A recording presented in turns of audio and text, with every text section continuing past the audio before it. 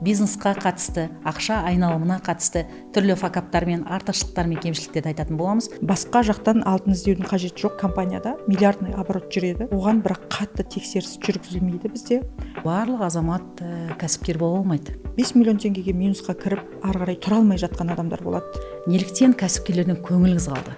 Олардан рахмет алған жоқ, айтпақшы. Қателік бизнестегі мен деген байып кетем деген сияқты нәрселерді ойлайды да. Маржиналдық қандай тауар 47% несиені көтереді деген менде сұрақ. 100 миллион теңге счетына түскенін көрген кезде ол бас айналып қалады. Ең керек нәрсе ол табандылық па, әлде кәсіпке деген сенім бе? Бір қызға сенім беріп, 50 миллион теңгесін қолына ұстатып, мүлдем араласпаймын деп ол кісіге ақшамды беріп тапсырдым. Команданы құру үшін қандай күш қуат кетті сізде? Жолдасымыз екеуміз ғана жаңағы өзіміз грузчик, өзіміз сатушы, ұлдарыма дайын бизнес, жылжымайтын мүлік бергім келеді. Ақша қалай келеді деп айтып отырам. Ақша оңай келеді деп айтып отырады.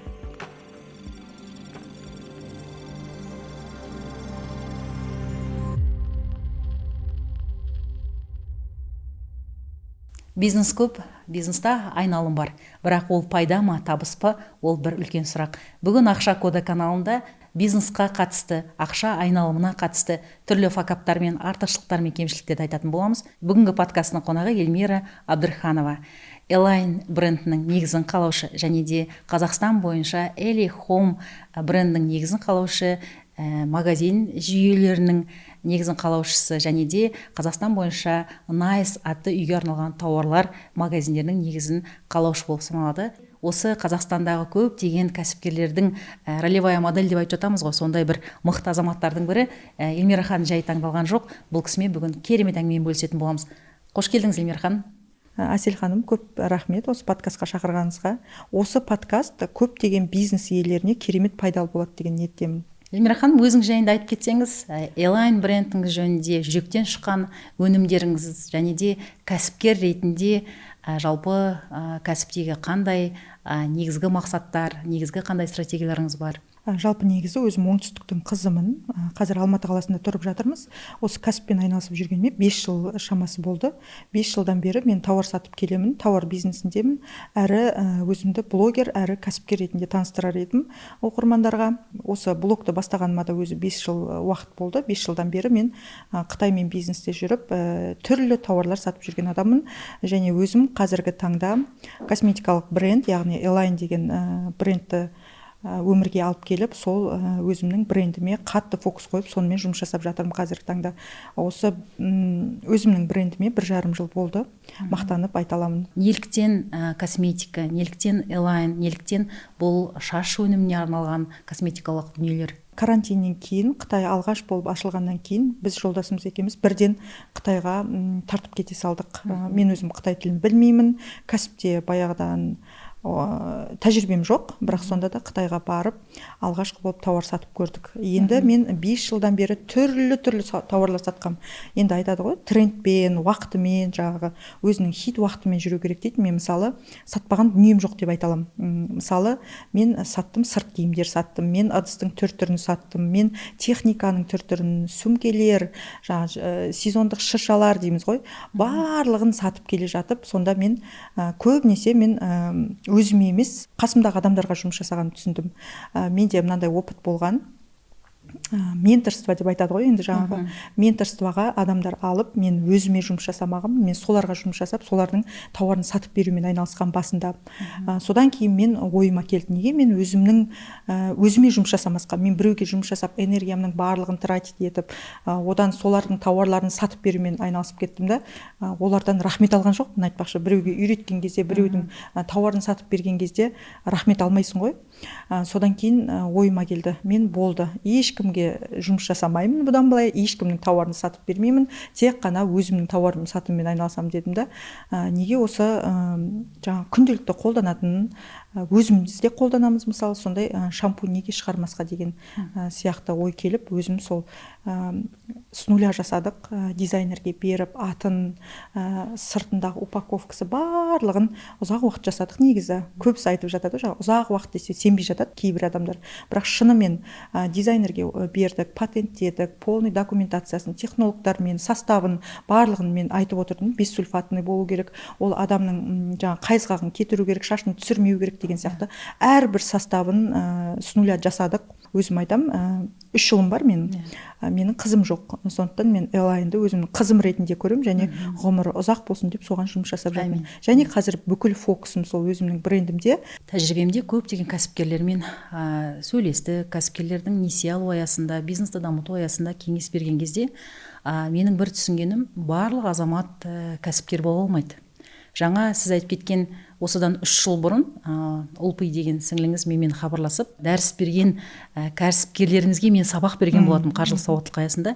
Сол кезде мен ойладым, сондай жас кісі қалай қаржылық сауаттылықтың бизнестағы ең керек нәрсе екенін қалай түсініп тұр деп сол кезде мен сізге таң қалған болатын. Неліктен кәсіпкерлердің көңіліңіз қалды? Жаңа сіз осы тақырыпты айтып отырсыз ғой, факап деп ше. Сол факаптың ең бірінші сол кәсіпкерлерім десем болады.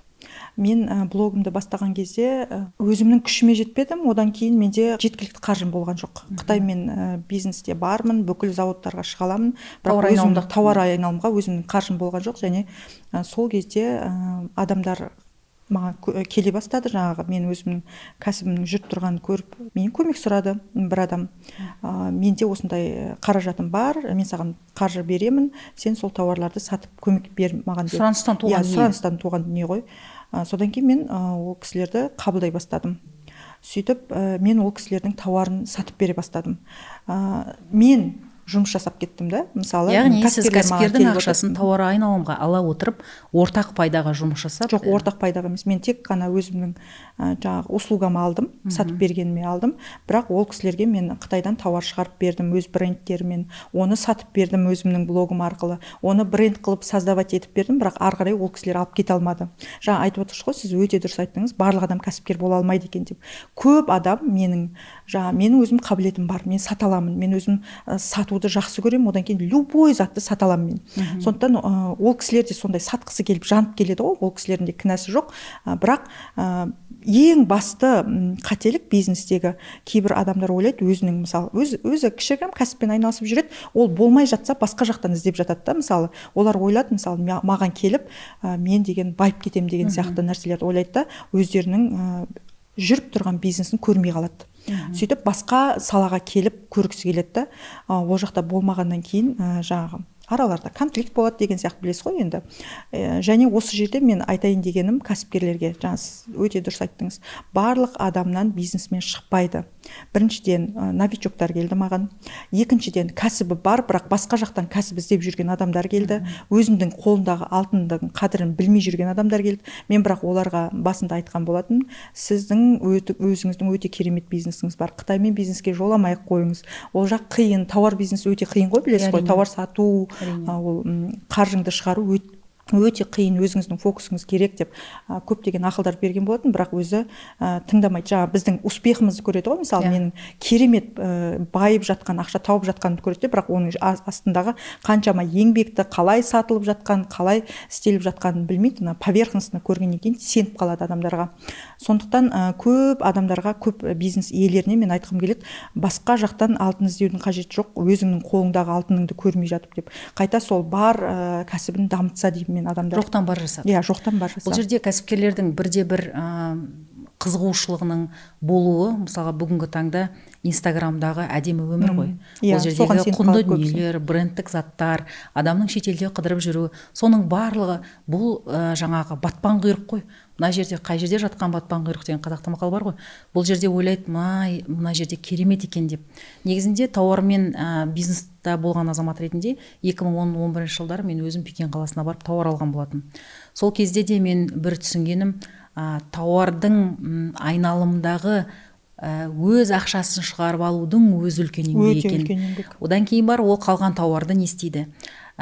Жаңағы айтылған кәсіпкерлердің қателігіндегі бірде-бір дүние, ол жауапкершілікті басқа біреумен бөлсе арқылы өзінің жұмысын жеңілдету шығар. Мына жерде көріп тұр, Эльмира ханым тауарды келе алады, сата алады. Яғни мен мына кетіп бара жатқан вагонның прицепіне міне қалайын, бірге табыс көре қалайын деген. Кез келген бизнеста ол үлкен жауапкершілікті, ол үлкен фокусты, үлкен еңбекті, және де жаңағы табандылықты міндетті түрде талап етеді. Иә. Ал бүгінгі кәсіпкерлердің көбі жаңағы көре сала, ала сала, сата сала, қызуғандылықпен, эмоциямен, одан кейін мысалға кейбір азаматтардың мен істей аламын деп өзіне деген сенімділігі басым бола тұрып, немесе өзінің қателіктерін мойындамайды. Мен осы кәсіптегі кеңес алуға келген азаматтардың историясынан көргенім, жаңағы бір рет, екі рет егер сенде жаңағы кәсіпкерлік мүмкіндіктеріңді қамтамасыз етпесең, ары қарай істемей ақ қой. Яғни оқу қажет. Мысалға 5 дүние сатып ал, сатып көр оны.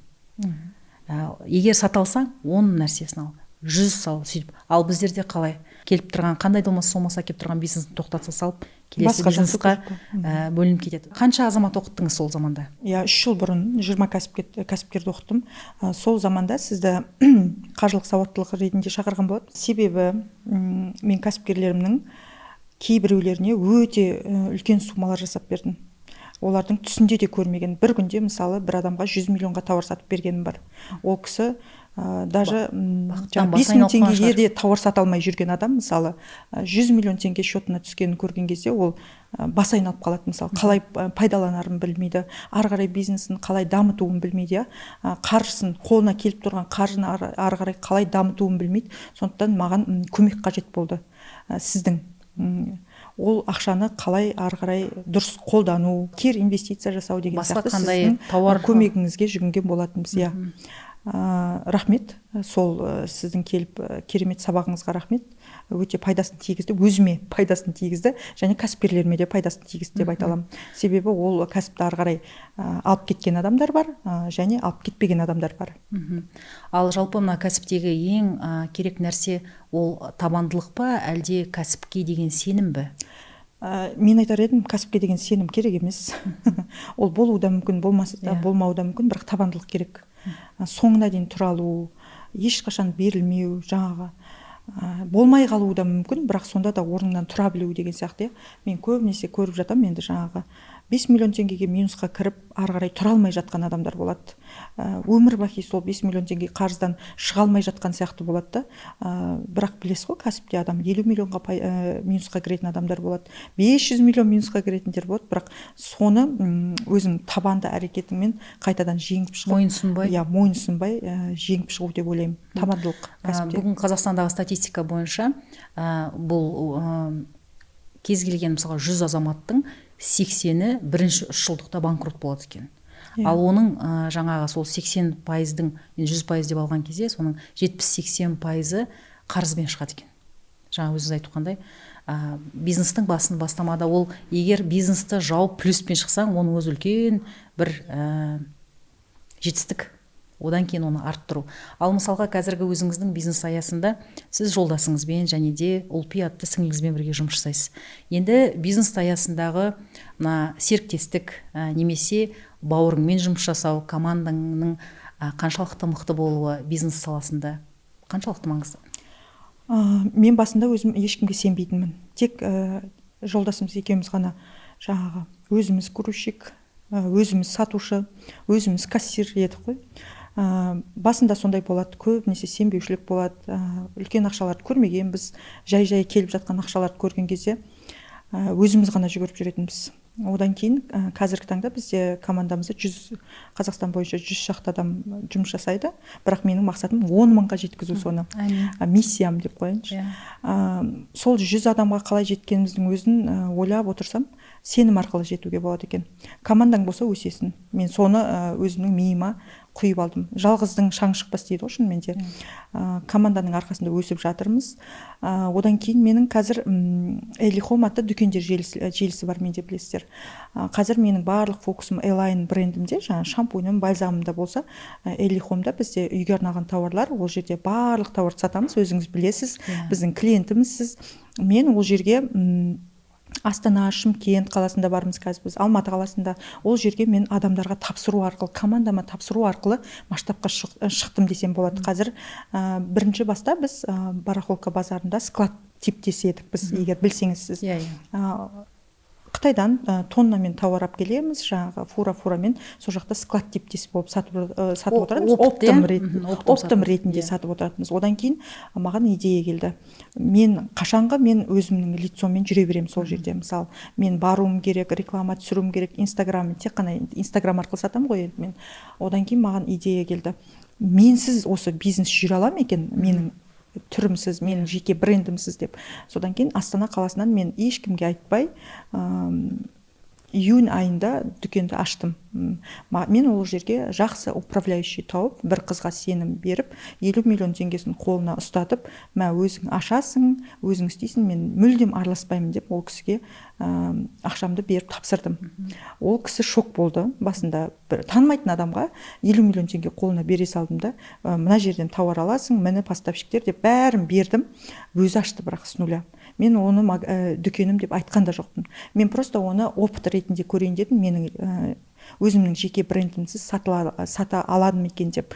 Сөйтіп, ол дүкенім менің рекордный продажа жасады. Мен өзім шок болып қалдым. Бұл жерде бөлшек сауда болған жоқ. Бөлшек сауда болған жоқ, тек қана опыт. Жоқ, оптым емес. Тауарды өзіңіз таңдап келген жоқсыз. Мен алып келген жоқпын, өзі алды. Яғни бұл жерде франшиза тұрғыда ма, әлде сіз адамды бизнестің қабілетін көре отырып, соған сенім арқылы жасалған нәрсе ме? Бұл франшиза емес, мен өзімдікі, толықтай өзімдікі. Тек қана мен управляющий қойдым айлыққа. Управляющийға қандай талаптарыңыз болды? Мысалға, сіз көзіңіздің көрегенділігіңізбен дәл тауып тұрсыз ғой. Сол адамға тапқан кезде талаптарыңыз қандай болды? Ол кісі өзі сол дүкен ашып жүрген адам. Яғни тәжірибесі бар адам. Сол кісіге тапсырдым. Рекордтық сатылым жасап келе жатыр осы күнге дейін. Мен ондай керемет результат болады деп ойлаған жоқпын. Өздері жасап жатыр. Мен тек қана айына бір рет отчет алам, болды. Яғни бұл жердегі жаңағы управляющий деп айтып отырсыз ғой, басқарушы азамат арқылы. Бұл жерде ол кісі пайыздық мөлшерде табыс ала ма? Барлық жаңа магазиннің табысын, объем продаж дейді ғой, орысша айтқан кезде. Сол арқылы ол кісі табыс табады, иә? Эльмира ханым, Алматы қаласындағы Элихом магазиніне келетін болсақ, мен өзім енді постоянный покупатель ретінде барамын. Қыздарыңыздағы жылулықты, мейірімді, сондай әр уақытта жанашырлық, бір шәйнек алсаң да риза болып аласың да. Осы командаға деген қандай сіздің көзқарасыңыз, немесе талаптарыңыз бар ма? Осындай команданы құру үшін қандай күш-қуат кетті сізде? Немесе білім болды ма? Менде енді керемет бір бизнестен білім жоқ негізі, Әсел ханым. Барлығы интуициямен жасалатын дүние, және мен өзім командама өте ризамын. Ол адамның ниетіне де байланысты шығар. Мен командама өте сенемін. Қол астымыздағы жұмысшыларға өте қатты сенім білдіреміз. Мысалы, жаңа айтып жатырмын, Астанадағы дүкенімізге 50 миллион теңге беріп, өздері ашты. Ай сайын бір ғана отчет аламыз. Бірақ менің орнымда басқа бір кәсіпкер ортасында мүлдем тексермеймін, даже камера ашып тексермеймін. Мен адамдарға сенсем, толықтай сенем, сенбесем, мүлдем сенбеймін. Бірақ сенбей, артынан қуалап, жаңа көбінесе айтып жатады, енді бизнестегі наставниктер айтып жатады, сотрудниктерін тексеріңдер, ұрлық болып жатады ішінде деп айтып жатады ғой. Енді ондай болса болатын шығар, бірақ ондай негізі менде болмайды деп ойлаймын. Басқа біреулерде болатын шығар. Менің осы күнге дейін сотрудниктерім, бізде енді шынығын айтып кетейін, біздің компанияда миллиардный оборот жүреді. Оған бірақ қатты тексеріс жүргізілмейді бізде. Мен барлығын сотрудниктеріме доверять етемін. Бухгалтерлеріміз бар, юристтеріміз бар, мысалы, еш қайсысына бүйтіп қатты контроль қойып, сен осылай істеп жатсың, қане ана тиін деп мен іздемеймін. Тек қана толықтай 100% менде сенім бар. Сол сенімді өздері интуитивный түрде ұялатын шығар деп ойлаймын мен. Сондай сенім білдіріп жатқан кезде бір жымқырып қалу, ақша ұрлап қалуға ұялады деп ойлаймын. Мысалы, бізде Қазақстан бойынша 22 қалада біздің пункт выдачи бар. Элайнды тарататын пункттер. Бізде білесіз, бір шампуньнің өзі 14.800 теңге тұрады. Оның, мысалы, 5-еуін или 10-ын сатсаң, 100.000 теңгеден артық ақша, мысалы да. Мен ойлаймын, мысалы, сотрудниктеріміз сататын шығар деп ойлаймын, мысалы да. Бірақ сатқан жағдай болмаған. Ондай істеп жатса да болады, мысалы. 20-сын сатып жатса болады, өз бағасынан төмен беріп жатса да болатын шығар, мысалы. Бірақ оның барлығы өз контролі бар. Элихомдағы қыздарым, командамдағы өте мейірімді, жаны ашыр. Ол соны қандай мейірімді, жанашыр екен қай уақытта байқайсыз? Өте берілген ғой. Әлде тәрбиелейсіз ба солай? Тәрбиелемеймін. білмеймін, өздері сөйтіп қалай келеді сонда маған. өзіңізге копи-паст жасап отырсыз ғой, мысалға Copy-paste, өзіңіз иә. сияқты. Иә. Сонда олар келген кезде жаңа талаптары қандай ол қыздарға, ұлдарға мысалға? Еркіндік береміз. Қашан келіп, қашан кетіп жатқанын Еркіндіктері мен сонша бақыламаймын. Иә, столдың бәрін күнде ауыстырып жатады әйтеуір. Иә, күнде. Иә, мен мысалы магазинге барам ғой, дүкеніме барам, өздері істеп жатады барлығын. Мен айтпаймын, мына жеріңді бүйтіп істе, мына жерің бүйтіп. Өздері істейді бәрін. Мен соған ризамын. Барлық барахолкідегі мынау жаңағы складтарымызда, бізде складтар көп қой. Складтарымызда да сондай. Біз сезон тауар сатамыз, мысалы 20 мың, 30 мың штуктап елка сатамыз, мысалы. Оның есебі болады, ол келеді, бракованный болады. Бәрін өздері істейді. Мен мүлдем сұрамаймын, мен жолдасым да сұрамайды. Әркім өзінің жұмысын беске біледі біздің командада. Мысалы Ұлпияның өзі басқаратын жұмысы бар ма, өзінің істейтін, соған тапсырам, өзі істейді ол. Бәрі өзінің жұмысын біледі. Кейде болады түнімен жұмыс жасайтындарымыз болады, кейде бізде кешігіп келетін ситуациялар болады. Бірақ сен неге кешіктің, сен неге жұмысқа шықпадың деген бізде сотрудниктермен ешқашан да ұрыс болмаған. Мұнадан кейін енді Элайнға, Элихомға кезекке тұратын сияқты адамдар жұмысқа тұруға. Негізінде сенім ол бір бөлек қой. Бизнес болғаннан кейін аралық тексеріс, промежуточный отчет, толық отчет немесе жалпы айналым белгілі. Әрине миллиардтаған айналым бар. Бірақ қаншалықты компанияның негізгі пайдасы, барлық шығыстарын ала отырып, нақты ревизия, нақты инвентаризациялардың барлығы автоматтандырылған ба сіздің жүйеде? Иә, барлығын автоматты түрде қойып қойғанбыз. Бізде өзіміздің операционный директорымыз бар, бухгалтер, юристтеріміз бар, олардың барлығын тексеріп отыратын, оларды өзінің мамандарына тапсырғам. Автоматтандырылған барлығы, ревизия болады, жаңағы дүкендерде, складтарда да болады, барлығының ревизиясы бар. Яғни бұл жерде жүйелі бизнесқа сенудің де онда бірде-бір себебі бар ғой. Ханым, көбінесе мен көп кәсіпкерлерді танимын. Енді қаншама кәсіпкерлермен араласып жүргендіктен кейбіреулер айтады, мен кәсібімнен көзімді ала берсем, ұрлық болып жатады деп айтады, мысалы. Кейбіреулер даже өзіне шетелге демалысқа бара алмайды, кәсібін тастап. Сол жерде 24 сағат жүре беретін адамдар болады да. Мен ол кісілерді көрсем, кейде неге үйтесіңдер, сенім бермейсіңдер ме, өзіңе де уақытты арнамайсың ба деген сияқты ақылымды айтам енді осындай кезде. Көп мысалы азық-түлік сататын дүкендер әсіресе шыға алмай жатады ғой, білсеңіз. Сол өзінің кәсібінен шыға алмай жатады. Бір демалысқа, тіпті жексенбі күні демалысқа бармайтын адамдар болады. Сондай адамдарға сенім деп ойлаймын. Бұл жерде сенім деп ойлаймын. Бірінші жүйелі түрде есеп болуы бірінші. Екінші сенім шығар. Көбінде біздің маған келген, кеңес алуға келген кәсіпкерлердің бірде-бірі ол автоматтандырылған бизнестің болмауы. Жүйе болмағаннан кейін, бизнес автоматтандырылмағаннан кейін, ол жерде барлығы тек оборотты ғана көреді, миллион ба миллион, миллиард ба миллиард, оның қанша негізгі пайдасы болып жатыр. Негізгі пайдасы бар ма жоқ па, оны енді беймәлім. Жаңағы сенім дейді ғой, сенім жүйелі түрде жаңағы барлық автоматтандырылған, автоматизацияланған бағдарламалар қойылған кезде ғана болады деп ойлаймын. Оған бірден келген жоқпыз, Әселхан. Бізде мысалы басында жүйесіз жұмыс жасадық бізде. Ол кезде кішкентай болдыңыз ғой, компания кішірек болды. Өскен сайын келе береді екен. Жүйеге келуге тура келді, иә. Бізде сол жаңағы оборотты шынымен жаңағыдай миллиардтаған болып жатады, бірақ пайдамызды білмей отыратын кезден өттік. Сондықтан әр кезеңімен өскен сайын келе береді екенсің. Мысалға, енді тағы да мен Ұлпияға келейін. Енді сіздің компанияңыздың бірде-бір кезіккен адам Ұлпия ғой. Мысалға, бұл бизнестағы өзіңіздің сіңліңіздің, Ұлпияның қасыңыздағы жолдасыңыздың бар болу үлкен сенімділік беретін шығар деп ойлаймын. Әрине, үлкен сенім. Екі көз емес, алты көз дегенмен. Мен саяхаттаған жақсы көремін өзім. Саяхаттаған жақсы көремін. Көбінесе шетелге баруға тырысамыз. Сондай кезде толықтай мен сіңліме тапсырып кете аламын. Барлығын қарап өзі басқарып отырады. Жүйелі түрде бизнес құруға қандай кеңес берер едіңіз?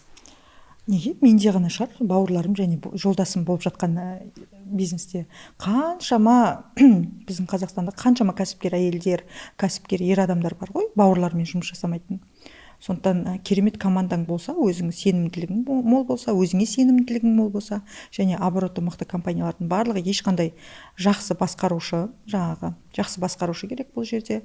Одан кейін қазір таңда барлық компаниялар, маркетинг қой, енді білесіз ғой, онлайнның тауар сатылған, жақсы маркетологы, жақсы маманы бар бизнес иесі өте керемет дамиды деп ойлаймын мен. Сондықтан ол тек менде ғана жолдасым бар, менде ғана сіңілім бар деп оған сеніп отырмаймыз ғой, әрине. Әр істің өз маманы болған дұрыс. Негізі басқарушы рөлін атқару керек, бухгалтер рөлін атқару керек деген сияқты, маркетолог міндетін атқару керек. Әр нәрсенің өз маманы болады. Енді осы жерде жолдасының бизнеста болу, мен өзім жолдасымен бірге бизнеста болдық біздер. Сол кезде жаңағы рөлден уақытылы шығып үлгеру қалай сізде? 24 сағат бизнестің қасында жүрген адам ретінде көріну мүмкін негізі. Негізі мен өзім табиғатым нәзік, мен ештеңеге араласпаймын. Мен балалардың оқуы, садигі, коммуналка, сотрудниктерінің айлығы дегендерге мүлдем араласпаймын мен. Оның барлығы мен өзім жолдасым істейді. Мен тек қана Инстаграмға шығып деп сөйлеп беруші адаммын. Соны көп адам шатастырып жатады. Сен как будто мен тау қопарып жатқан адам сияқты, көшбасшы мен сияқты болып көрінемін ғой. Жоқ, шын мәнінде ол барлығын ғазиз жасайды оны. 5 жылдан бері сатпаған дүнием жоқ деп жатырмын ғой. Әр нәрсені көріп келе жатырмын. Көріп отырған адамдарға айтқым келеді. Барлығын көру керек негізі. Барлығын көру керек. Нишаны қалай дұрыс таңдау керек? Бүгін ғана маған мысалы бір кісі хабарласып, мен 400 миллион теңгем бар, саған берем, сен жүргізіп берші дейді маған мысалы. Ондай кәсіпкерлер маған күнде хабарласады. Сатып жатқанын көріп, маған да тауар сатып бергісі келеді, тауар сатқызғысы келеді, Қытаймен кәсіп жасағысы келеді. Мен ондай кісілерге айтқым келеді, қазір тауарный бизнеске кірудің қажеті жоқ. Тауарлы бизнес өте қиын, тауар сату қиын, себебі Қытай жаңадан карантиннен кейін, Қытай ашылғаннан кейін өзі барлығы доступны болып кетті, білесіз ғой. Кез келген адам екінің бірі тауар кіргізіп жатыр, доступны, баяғыда бизнестің өзінің уақыты бар дейсіз ғой. Әр бизнестің өз уақытысы бар. Енді қандай бизнесқа кіреді сонда қазақтар? Қандай бизнесқа кіреді дейсіз? Қандай бизнес тұр сіздің ойыңызша? Зерттеп барып кіру керек. Баяғыда біз айтатынбыз, қазір онлайнның заманы, онлайн сату керек деп айтатын едік. Қазір мен мысалы жақсы нақты бизнесің болса, офлайн точка ашқан дұрыс деп ойлаймын мен мысалы. Қазір себебі мен кезінде тек қана көтерме саудамен айналысатын едім. Қазір мен бөлшек саудаға өттім. Бөлшек саудада өте жақсы екен маржасы мысалы. Бөлшек саудаға неге мен баяғыдан бері келмегем деп ойлайтын. Көп адам қорқып жатады ғой жаңағы.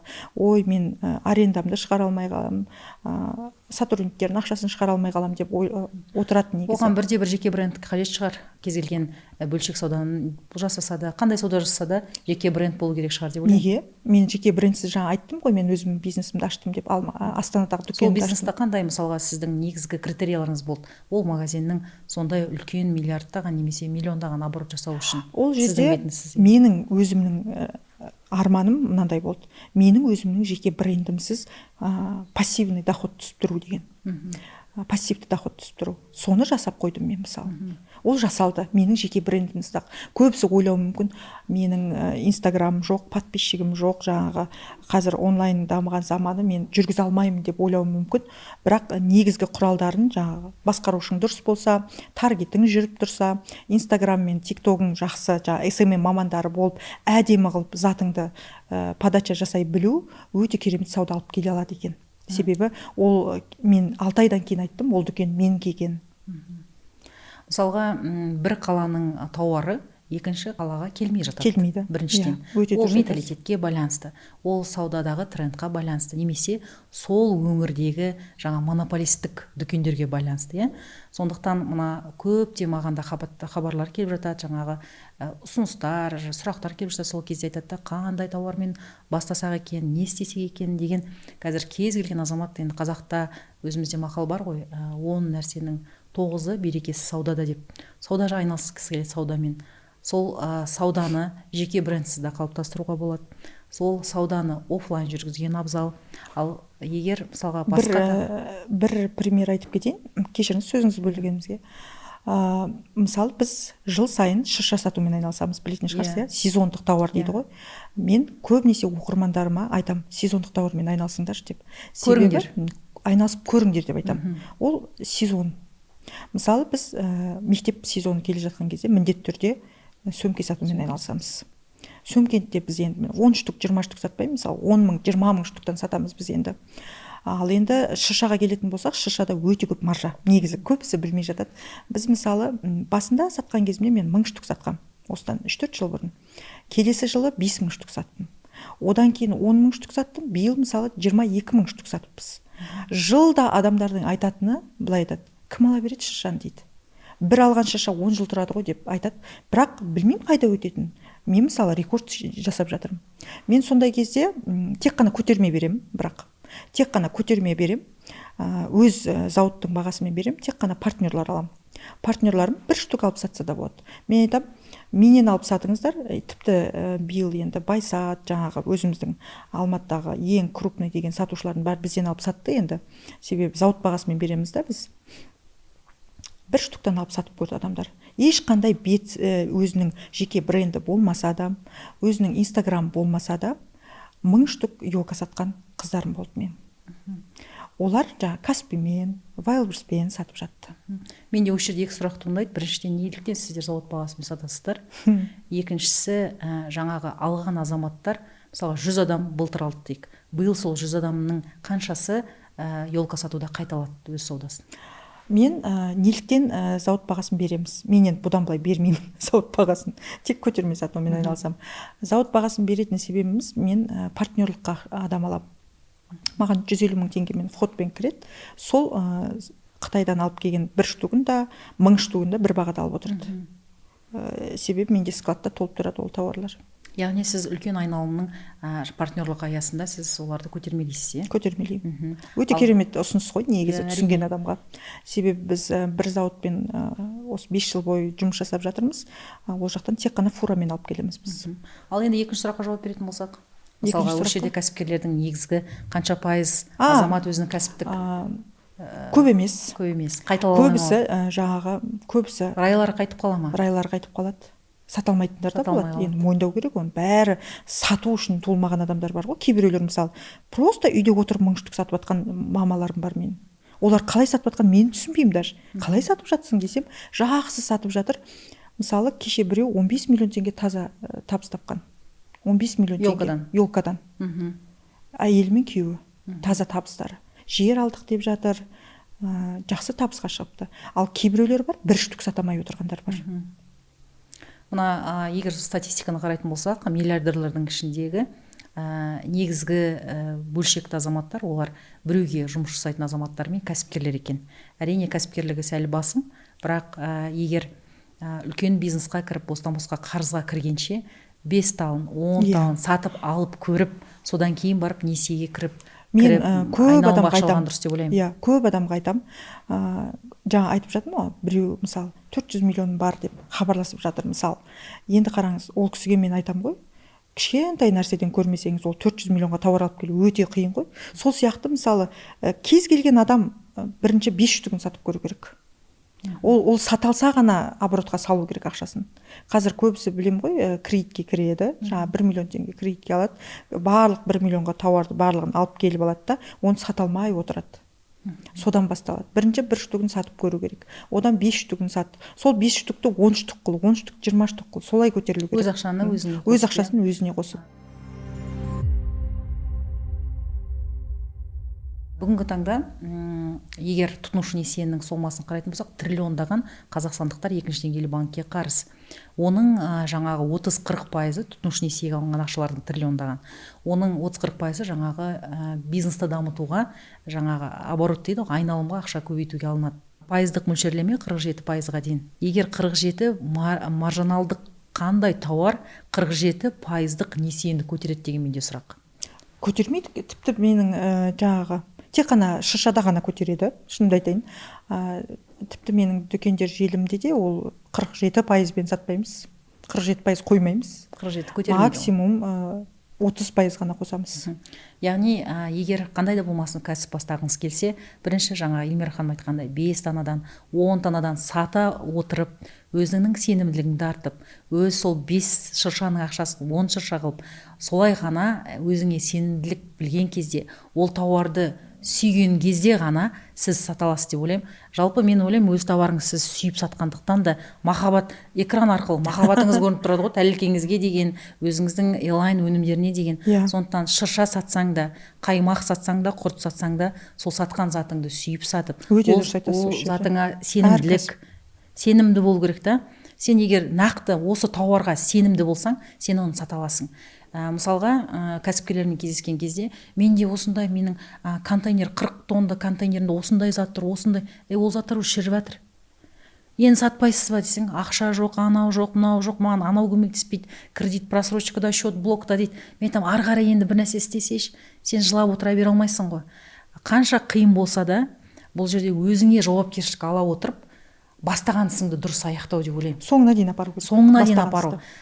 Бізде жаңағы көтеріліп келе жатырған кезде, сенде не получится, басқа бизнес бастамадың ба, басқа бизнес құрып қалды ма, әлде анадан бүйтпедің ба, мынадан сөйтпедің ба деп кейбір кезде демотивация болып жатады. Яғни сол кезде сені бірде-бір алып шығатын өзіңе деген сенімділікпен сол тауарға деген сүйіспеншілігің деп ойлаймын. Көп адам шынымен өте дұрыс айтып жатсыз осы жерде. Айналысқан ісін жақсы көріп істеу керек. Менде де таныстар бар, мысалы, көп адам мысалы тауармен айналысып, жаңа тура айттыңыз, контейнер тауарлар жатқан адамдар болды менде, таныстарым. Енді сатаяқта бірдеңе қылып, беріңіз, мен сатып берейін деп көмектерімді ұсынған кезде де жек көреді ғана тауарды. Тез жаңа құтылғым кеп тұр анан. Ол әрине өтпейді. Себебі ол ниеті дұрыс емес біріншіден ол кісінің. Тек пайда үшін, енді бәріміз ақша үшін жүрген заман ғой, енді бірақ сонда да сатқан дүниеңді жақсы көрсең өтеді ол. Сатқан дүниеңді, айналысқан ісіңді жақсы көрсең, сізде мысалы өзіңіз қаржылық сауаттылығыңыз жақсы көресіз, сол үшін өз көрермендеріңіз бар деген сияқты. Кез келген бизнес ашатын кезде ақша үшін емес, ол өзіңе ұнай ма, соны сұрау керек бірінші. Мысалы, өлген күннен жасаған тірлік не қылмайды екен, өрге жүзбейді екен. Ешқашанда. Ал егер мысалға осы бизнес аясында жаңа айттыңыз, маржиналды, жоғарғы маржиналды тауар деп. Ал егер мына тауарға жоламаңдар деген тізім бар ма? Бар, ондайлар. Биыл мысалы мен сөмке бизнесіне кіруге совет бермеймін. Себебі өте көп болып кетті. Перенасыщенный рынок, да? Өте көп болып кетті. Өзінің болады өз сезондар, уақыты болады өзі. Жалпы кез келген бизнесте, сөзіңіз аузыңызда, кез келген бизнесте уақытылы кіріп шығу ең маңыздысы деп ойлаймын. Трендте кіріп, сол кезде шығып кету. Қалғаны жаңа қаймағын жинап алу, кіріп шығу деген сияқты уақытылы. Одан кейін мен өз опытымнан айтамын мен. Басқа біреулермен. Себебі өте көп болып кетті. Не болып көп болып кетті? Сөмке сатқысы келгендер өте көп. Сөмкемен негемен айналысады. Неліктен айналысады? Ол жерде маржа жоғары. Сезондық бизнес, әрі қысқа уақыттың ішінде жақсы маржа тауып алу. Гүл сату сияқты. Гүл сату сияқты. Гүл сату да биыл неудачный болды мысалы. Менің қайыным жылда сататын еді, биыл мысалы оның 3000 роза несі қалып кетті, қызғалдағы қалып кетті мысалы. Былтыр қалмаған, былтыр солдаут болған. Сондықтан жылда абайлап жұмыс жасау керек.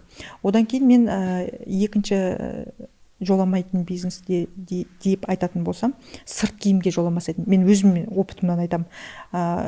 Сырт киім сатқан опытым болды менің. Қытайдан алып келіп 5000 штук сырт киім сатып, мен қытайлар кейде алдайды адамды. Бір размер берсең, екінші размер беріп береді. Бір модель сұрасаң, екінші модель сұрап, оны қайтадан қайтара алмай мен үлкен минусқа кеткен кезім болған. Осындай негізі минусқа кететін уақыттарымыз көп, бізде бәрі керемет, жылтырақ, жаңағы миллиардтаған оборот тауып жатыр деген сияқты болып көрінеміз ғой. Жаңа факаптарымыздың бірі болып мысалы. Факаптар өте көп. Қанша ең көп соммалық факапыңыз қанша болды? Факап дегеніміз, құрметті достар, бұл біздің қателіктеріміз, қазақша айтқан кезде. Общий жалпы айтқанда негізі 50 миллион теңгеге минусқа кірген кезім болған, тауардан жақсы қабылдадым. Мен ешқандай депрессияға берілмейтін адаммын. Біріншіден барлығына нормально, жақсы қараймын. Болды, бұдан да шығамыз. Бір уақыт бір жылап аламыз. Одан кейін тұрып ары қарай жұмыс жасай береміз. Көздің жасын сүртіп алып ары қарай. Жаңа айтып жатырмын ғой. 20 миллондайға осы сырт киімге қадалдым. Ұрындым. Басқа размерлер, басқа модельдер, оны барып айта алмайсың Қытайға, қайтара алмайсың, қайтару жол қиын, оның үстіне олар мойындамайды ғой. Мен сізге басқа тауар жібергенмін деп. Осы жаңадан кәсіп бастаймын деген азаматтарға қандай дүниелерге нақты көңіл бөлу керек? Жаңадан кәсіп ашамын деген адамдарға менің ең алғашқы беретін ақылым, алдымен сол саланы міндетті түрде зерттеп алу керек, ізденіп алу керек, немесе сол салада істеп жүрген адамдардан бір рет болсын консультация алу керек деп ойлаймын. Екіншіден, кредитке алып кірмеу керек деп ойлаймын. Жаңағы несиеге алып кіріп жататындар көп. Енді кейбір жағдай ғана болмаса, егер бір рет сатып көріп сенімді болған адам ғана несие алып кірмесе, көбісі несиеге ақшасын құям дейді да, мына жаққа оборотқа ақшасы болмай қалып жатады. Өз-өзіне салу керек қой. Соны ақыл ретінде ұсынар едім. Одан кейін тауардың ақшасын жеп қоймаса деп ойлаймын, бизнесіне салған ақшаны.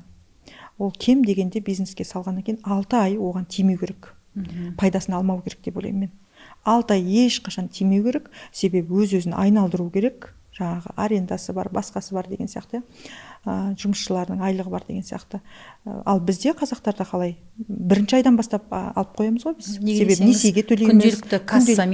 Күнделікті кассамен негізгі пайданы ажырата алмай жатамыз. Ол жерде қаншасы пайда, ол касса ақша түсті, бізде мына кассовый разрыв, кассадағы үзілім, ақша үзілімі, ол ең бірінші проблема. Өте дұрыс айтасыз. Ол неге десеңіз, айлық беретін, несие төлейтін артық ақша жоқ. Осы жерде қаржылық білімді мен ұсынар едім. Неге десеңіз, қаржылық білім дегеніміз не? Ол егер кез келген жеке тұлға қаржылық сауаттылығы егер болмаған жағдайда бизнес бастап жалпы қажет емес. Ол бірінші. Екінші, кез келген бизнесті бастаған кезде ол азаматтың артында қаржылық қоры болу керек. Яғни сол бизнеста жүрген кезде оны стресс, несие, баланың оқуы, квартплат деген нәрселер оны тоқтатпау керек. Сондықтан кәсіпкерлік бизнесқа, кәсіпкерлік жаңағы тұлғалық дүниеге дайындықпен келсе деген. Бізде шауып бар бастап кетеміз. Былай ғой, біздің қазақта көбіне салғырт қараймыз да, бастап көрен арай көре жатамыз дейді. Өте дұрыс айтасыз. Олай болмайды. Сен дайындықпен келсең ғана. Мысалға, егер 100 адамның 80-і банкрот болса, егер ол жаңа жоқ дегенде қарсы шықса, оның өзі жақсы. Бірақ оның көбісінде кредитпен, ол жаңа 5 жылдық, 10 жылдық, тіпті кейбір кезде блокқа кетіп толыққанды банкроттық жариялап жатқан азаматтар өте көп болады. Соны қаржылық білімді де қосқым келеді осы жерде. Қаржылық сауаттылықты оқып алу керек міндетті түрде. Жақсы. Ал енді ары қарай осы бизнес саласында қандай стратегиялық жоспарларыңыз бар? Менің енді қазіргі басты фокусым менің өзімнің жеке брендімде. Одан кейін осы жерде кәсіпкерлерге өзіңіздің опытыңыздан, жалпы өзіңіз білетін шығарсыз, фокус қай жерде, ақша сол жерде. Фокусың қалай таяды бизнестен, сол кезде минусқа кете бастайсың. Мен мысалы барлық фокусымды қазір өзім жеке брендіме арнап отырмын. Ұзақ мерзімді болғанын қалаймын. Енді бәріміз ниет, армандаймыз ғой. Осы Элайн деген брендті 1,5 жыл болды өмірге әкелгенімізге. Қазіргі таңда енді мен осы жерде айтып кетейінші. Ой, бұл кісі бір керемет деп отырған шығар деп ойлайтын шығарсыздар адамдар. Мен мойындаймын. Мен қазіргі таңда Элайн брендімізді көбінесе жаңағы акциямен сатамыз біз, білесіз ғой, енді жаңағы сыйлықтар береміз, крупный сыйлықтар береміз деген сияқты.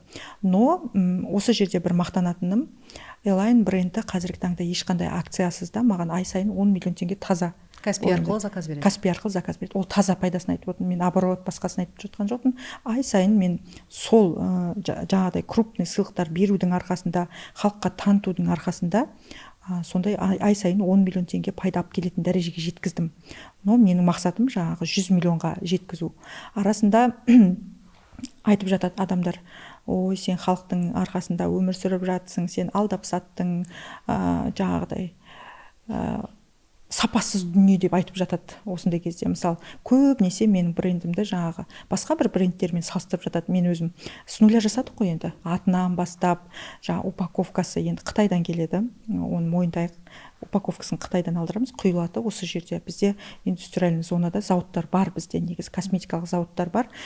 Именно жаңағы шампуньды, бальзамды Қазақстанда құйылады. Қазақстанда құйылып шығады. Соны мысалы мен жеткізе алмаймын кейде адамдарға.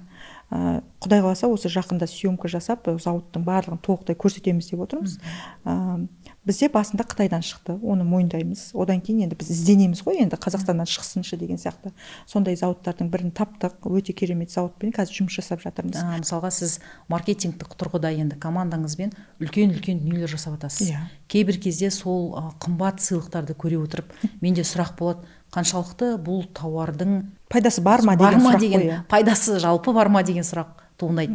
Немесе кейбір кезде маркетинг тұрғыда минусқа да кіресіз бе плюске шығу үшін? Осы күнге дейін минусқа кірген кезім болмаған, бірақ мойындайын, ешқашан болмапты. Үнемі плюстамыз. Енді арасында маркетингтік акциялар жариялаған кезде біз, білесіздер, жер үй беріп жатамыз, мысалы, көліктер беріп жатамыз. Енді оны кейбіреулер түсінеді, кейбіреулер түсінбейді. Ол маркетинг. Сол маркетингтің арқасында жаңа біз айтып жатырмыз, күнделікті саудаға алып келдік соны. Ол енді бұдан кейін көбейеді. Мен өмір бақи енді көлік беріп, машина беріп, үй беріп жүре бермейміз ғой. Маркетинг акция ол тоқтайды. Бірақ үлкен жобалар жасаймыз. Мысалы, 3-4 айда бір жасап отырамыз ондайда акцияларды. Сондай кезде көп сатылым болады. Халықты ынталандырасыздар маркетингтік тұрғыда. Ынталандырамыз. Сондай ынталандыратын кезде жақсы пайдаға қаламыз. Әрине, енді мен өзім сөзімде тұратын қызбын, негізі. Халық сенеді, шын беріп жатқанымызға. Ол өтірік айтсаң, өтіріктің арты бірақ тұтам дейді ғой, негізі өтірік айтқанды өте жек көрем. Сондықтан шынымен адал түрде береміз. Кімге мысалы түседі ұтысымыз, соған табыстаймыз, атына жазып береміз, оның налогы төленеді. Мен өзім законопослушный гражданинмін, егер налогты жақсылап төлеймін. Тіпті жаңағы бір көлік беріп жатырмыз ба, оның ИПН налогы болады ғой. ИПН налогында 10%-ін өкіметке төлеп отырып отчет жасап отырамыз. Сондықтан бір жұрттар айтатын жаңа лотерея, анау-мынау емес, бұл тек қана ынталандыру акциясы. Налогы бәрі төленген, брендіміздің сертификаты толықтай тексерілуден, технологтар составтарын өте керемет қылып жасайды. Кейде клиенттерге ұнамай қалатын болса, қайтадан оны тексертеміз, қайтадан жасатамыз деген сияқты. Бізде Қазақстанда керемет технологтар бар негізі. Әрине. Жалпы Қазақстанда біз өнім өндіруші мемлекет ретінде бірде-бір болуға ұмтылуымыз керек. Неге десеңіз, бүгінгі таңда кез келген заттың, ол саяқ болсын, ол киім болсын, ішетін тамақ болса да, ол сырттан келген дүние. Біріншіден ол мәжбүрлік, әр уақытта қол жайып отыру. Екіншіден сол өнімнің қымбаттауына бірде-бір әкеледі. Сондықтан сіз сияқты отандық өндірушілер көбейсе екен деген сырты, бірақ Қытайдан келеді бізде. Ол сыртына ешқандай күмән жоқ. Себебі бізде ондай зауыттар шыққан жоқ. Әдемі сыртын жаңағы бөтелкелер дайындайтын әлі шыққан жоқ. Өзім Элайн өнімін Америкаға жібердім. Өзімнің сіңіліме. Мысалға тура кеште Бакуға жіберді сыйлық ретінде. Сондықтан ол қазақтық өнім ретінде біз оны сыйлаймыз шетелдік азаматтарға. Сондықтан сіздерге үлкен табыс тілейміз. Элайн өнімі өзіңіз айтқандай стратегиялық тұрғыда мәңгі болсын. Ана ретінде балаларға қаржылық 3 ұлыңызға, менің де 3 ұлым бар, қаржылық сауаттылық аясында қазірден бастап неге мән бересіз? Қаржы, ақша туралы айтып жатырмыз ғой, енді тапқан ақшаны қайда жұмсайсыз деген сұрақтарда болуы мүмкін. Жаңа инвестиция деген болады, мысалы. Мен өзім жаңағы жылжымайтын мүлікке салам балаларыма. Енді біз өзіміз жоқшылықта өскеннен кейін көп уақытымыз жаңа біріншіден үй алуға, көлік алуға арнадық қой, енді уақыттың көбісін. Ал мен ұлдарыма дайын бизнес, дайын жеке жаңағы жылжымайтын мүлік бергім келеді. Одан кейін жақсы білім бергім келеді. Қаржылық сауаттылық ретінде, мысалы, мен айтып отырам, ақша, балаларым кішкентай мен негізі, ең үлкен 7-де ғой. Ақша қалай келеді деп айтып отырам. Ақша оңай келеді деп айтып отырады. Мен оны ақшаны табуды, қиындатуды қаламаймын. Оңай келгенін қалаймын. Одан кейін ақша туралы көп сөйлесеміз негізі балаларыммен. Жалпы қаржылық сауаттылықты менен де сұрап жатады, қай уақытта баламен ақша жайында сөйлесуге болады деп. Сізден қай уақытта ақша сұрайды, маған 500 теңге берші деп, 700 теңге берші деп, жаңағы балмұздақ алам деген кезден бастап ақшаның не екен, оның қалай қолдану керек екен, ол бұл өмірде көптеген жетістіктің кілті ретінде айтуын міндетті түрде ұсынам ата-аналарға. Ал егер жаңа өзіңіз айтып отырсыз, оларға оңай келгенін қалаймын деп. Бүгінгі таңда мен өзім балаларым үлкен. Мысалға балаларымның жора жолдастарын, тіпті баламның өзін қарасам, қазір мына адамдардың тез даму аясында, тез баю аясында аз жұмыс жасап тез байып кететін адам, байып кеткісі келетін адамдарға не айтқыңыз келеді? Ең бірінші қағидамның бірі ешқашан берілме. Екінші қағидам только вперед деген. Тек алға. Тек алға деген қағидам бар. Қанша қиын болса да алға жүруді тоқтатпа. Соңына дейін апару, одан кейін уәдеңде тұру. Уәдеңде тұру деген. Одан кейін бесінші бірге деген бізде ұранымыз бар, барымыз бірге жетеміз деген. Бірге кіммен? Командамен. Бірге жолдасыңызбен, бірге бауырыңызбен, бірге командамен. Командам деп тұрған, ол жолдасым, бәріміз біз бір командадамыз. Бәріміз бірге жетеміз. Ол жалғыздың шаңы шықпас, өзім деуге болмайды. Эгоны түсіру керек, одан кейін жаңағы жұлдыз болып кетпеу. Иә, жұлдыз болып кетпеу, қарапайым болу деген сияқты. Көп қой қағидамыз негізі. Құрметті көрермен, осымен біздің Эльмира ханыммен подкастымызды тұжырымдай отырып, біздің подкастымызды көріп, өздеріңіздің ойларыңызды түйіп, комментарияға жазып кетіңіздер, жазылыңыздар, дос жаран балаларыңызға жіберіңіздер, және де ең мықты деген комментарияларыңызды талдай отырып, таңдай отырып, сіздерге 5 бизнес аудит сыйлайтын боламын мен өз тарапымнан, егер кәсіптеріңіз болған жағдайда. Сондықтан немесе жеке консультация ол болуы мүмкін қаржылық сауаттылық аясында. Әр уақытта бай қуатты болайық. Бизнестің бәрі әдемі болып Инстаграмда көрінгенмен, оның артында қанша қиыншылық пен қанша қателер бар екенін ұмытпаңыз. Бірақ әр уақытта қиын екен деп бизнестен бас тартудың да қажет жоқ. Сізде бір дүниенің үлкен мүмкіндігін көре аласыз, егер оған сабырлықпен, біліммен, санмен, есеп арқылы келген жағдайда кез келген бизнесті басқаруға болады деп ойлаймын. Бізбен бірге болыңыздар. Ақша коды каналы әр уақытта сіздерге тиімді ақпаратпен бөлісетін болсын. Эльмира ханым, үлкен рахмет. Элайн брендіне үлкен табыстар мен үлкен ғұмыр тілеймін. Біздің Қазақстанның өнімін әлемге асқақтатып, миллиардтаған оборотқа жетіп, миллиардтық долларлық миллионер болыңыз. Рахмет, Әсел ханым, бүгінгі подкастқа шақырғаныңызға біріншіден. Екіншіден, Қазақстандағы кәсіпкерлердің қаржылай сауаттылары көбейе берсін деп айтқым келеді. Сіздің мына каналыңыз, осы жүргізіп отқан подкастыңыз өте керемет. Көп кәсіпкерге пайдасы бар, шақырған қонақтарыңызда пайдасы бар. Әр подкасттан көп деген инсайт алады деген ниеттемін. Ақша коды YouTube каналыңыз дами берсін. Амин. Рахмет. Ақша коды каналына тіркеліп қойыңыздар, өздеріңіз лайктарыңызды аямаңыздар. Қош сау болыңыздар.